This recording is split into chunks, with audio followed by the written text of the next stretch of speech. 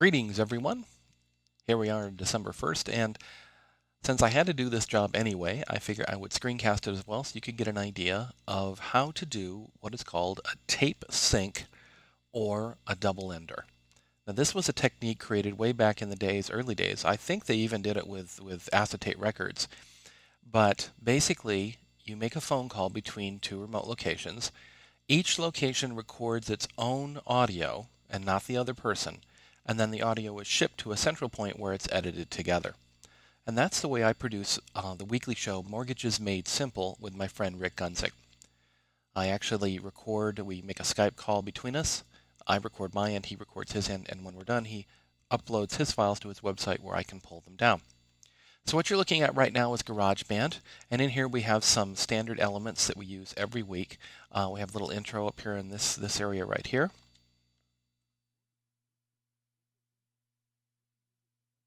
Okay, and then this part here is actually my side of the recording we made that evening. Now the first thing I'm going to do is I'm going to switch back to the Finder here, and Rick does an intro for us each week. So I'm going to take that file and I'm just going to drop it into his track here in GarageBand, and there it is. And I'm going to use the zoom in slider to zoom in a little bit. I usually have to trim it a little bit. Let's play that.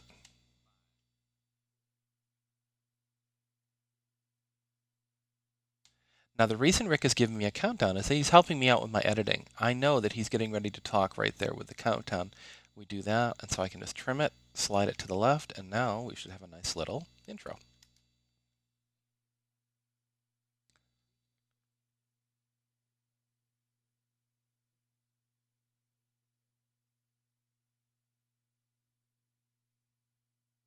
And then it plays my intro. So there we've got a nice intro from Rick. Okay, so that's part one. Now comes the big part, which is the whole show, basically. So we switch over to our Finder again. We take show 28 and we drag that out. And I'm going to kind of basically line it up with my track. We usually try to start recording at the same time, but it's never perfect. So, of course, this is a much larger file, so it's going to take a little bit to move that in. Now, in most cases, I don't have to do a lot of editing with Rick's audio to sync it back up. And this is because if we have a fairly good Skype call, the lag time between my saying something and Rick hearing it and vice versa is very, very low. It's almost that of a standard phone call where it seems almost immediate. And as long as you're dealing with a good Skype connection, that actually works pretty well.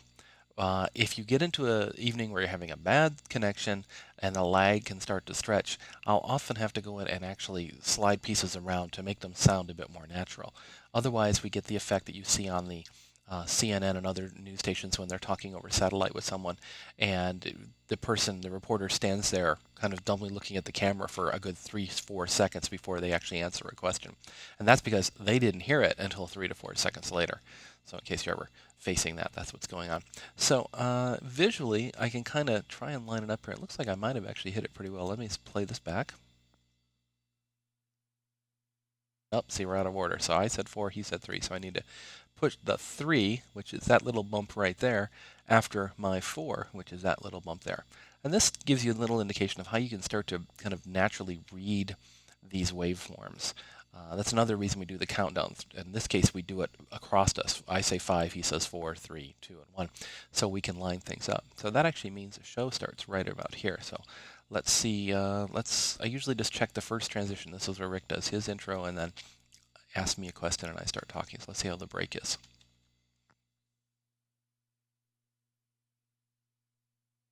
That wasn't too bad. Sounded pretty natural, so I'm going to check the end of mine.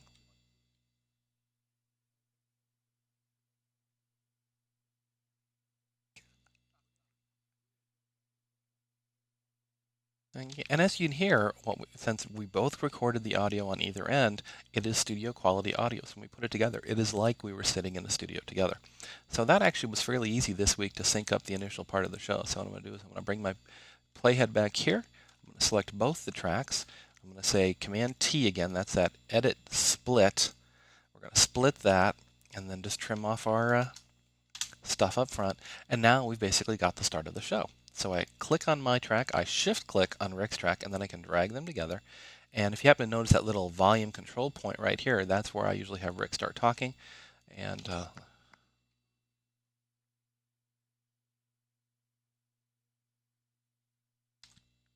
So that's good. Now, what I normally do is I just kind of go through, and anytime I see me jump in here, I kind of.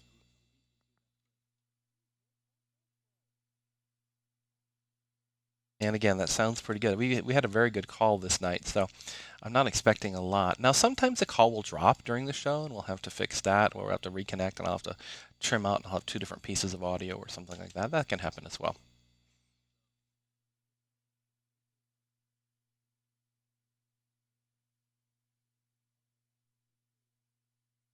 This is working.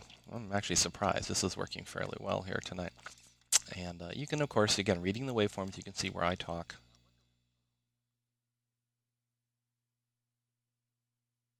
So just helps to check. I don't speak a lot. I'm just a co-host in this, so.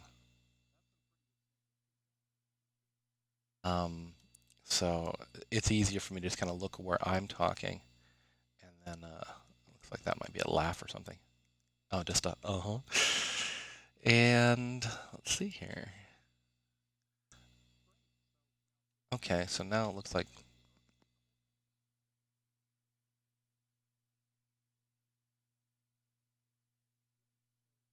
Okay, so that's actually kind of a long pause. So what I'm going to do is I'm going to move my playhead here. I'm going to just select my track at this point. I think I need to slide my, maybe the delay started to creep in there a little bit. So I'm going to grab my track and I'm kind of slide it over a little bit to make that pause a little less there. That's a little bit better there. Check the end of it. So in that case, I did kind of resync at this point to kind of make the pauses and breaks more natural. Now you'll hear one of the things that is a problem when you're doing a show remotely is sometimes I simply have to interrupt Rick and we talk over each other for a second. Sometimes I'll trim those out, sometimes I'll leave them in, depends. Lately it's sounding more congenial to leave them in as if we were sitting across the table talking to one another. But sometimes it can get too bad if Rick doesn't sense that I'm saying something for too long of a period.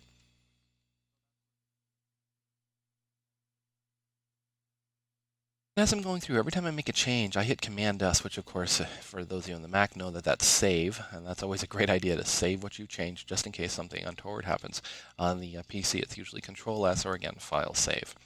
So we just continue going through, checking our heads and our tails, and looking pretty good. And looks like it's coming up the end of the show here. Okay, so that's basically the end of our show, and I realized I'm a little bit, took a little pause there to come in at the end, so I'm going to snug that up just to here. And again, I just trim it, I grab it, and I just pull it to the left a little bit using click and drag. And you'd be surprised what you can do to make it sound quite better. You notice I don't go through and take out a lot of ums and ahs and stuff. Frankly, that usually ends up being diminishing returns unless it's really, really bad. If you have an interview guest or something that just really can't speak, then you might do that. But otherwise, I tend to work under the supposition if I set it live, then it's worth saying in the podcast itself. Okay, so that's the end of our show. Now, Rick always does a little outro for me, promoting next week's show, which is always a great idea, just to give people a little tease to come back next week. Let's see what he said here.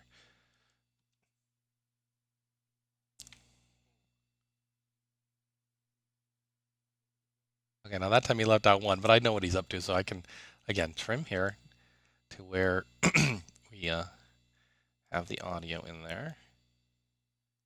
And, okay, forgive my jumping around here. Now the ending I have to kind of finesse a little bit, because what happens is I have some pre-recorded outros and the music and all that here. So I need to select that. I need to kind of bring it back over to the end of the piece here and try to figure out exactly where I want to place that. So I think I'm going to place that. Now, you'll notice that when I drag something, it tends to magnetically kind of jump to the end of the track. Well, that's a feature that actually can help a lot sometimes, but when you're trying to do some fine settings, it can actually get in your way. So I'm going to turn off, I said, Control, Hide Alignment Grids, which you don't actually see anything on the screen, but what it does is now as I get kind of unlimited movement, it doesn't try to snap it to the end. Okay, let's see here. That is looking... take again select all of my parts, slide them over a little bit here. He's got some extra stuff at the end of his. That's where he stopped, and he has some blank audio at the end, so I trim that off. That's one of those cases where I mentioned in previous screencasts about auto ducking. If you don't do that, the ducking will kind of stay ducked out even over the silence. It can't sense that we're done. And so that's always a good thing to trim out. Now what I like to do is, you notice I've tucked the music under the last bit of the show here, and that's to give you an indication that the show is coming to an end. So if we listen to Rick here for a second.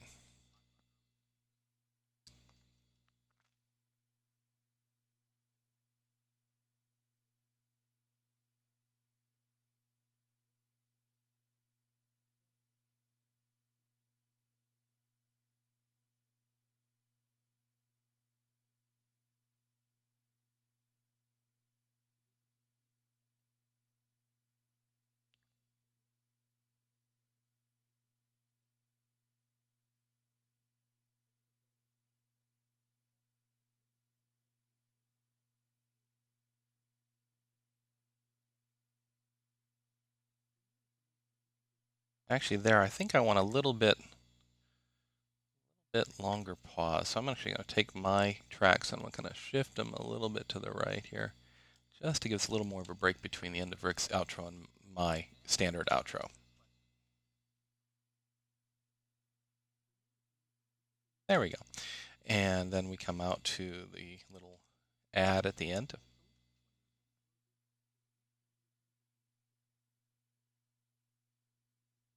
Music comes up, and then you can see by the control points the music is slowly fading out. And then I have a little tag of anything I produce. I have this little Welch tag that I put on the end of the show just to let people know who produced the show. And you'll hear that in just a sec.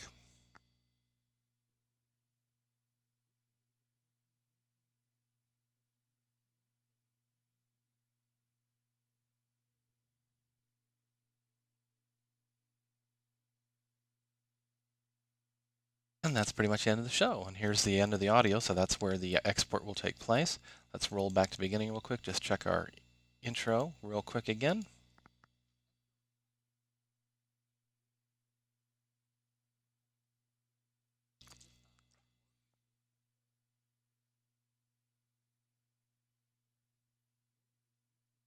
Yeah, looks and sounds good. So at this point, we're ready to share this with iTunes and actually produce our MP3 file. And then in iTunes itself, I'll add the artwork and some other information there. Hope this has been useful to you. It gives you a little bit of an example of how you can do a double ender. Now, it does require that obviously both ends of the conversation be able to record their own audio at significant quality. But in most cases, as you get to know people, you can find that they can do that for you. And then you end up with a show that sounds like you're both sitting around your kitchen table or in your studio together instead of having one person off there on the phone call style quality.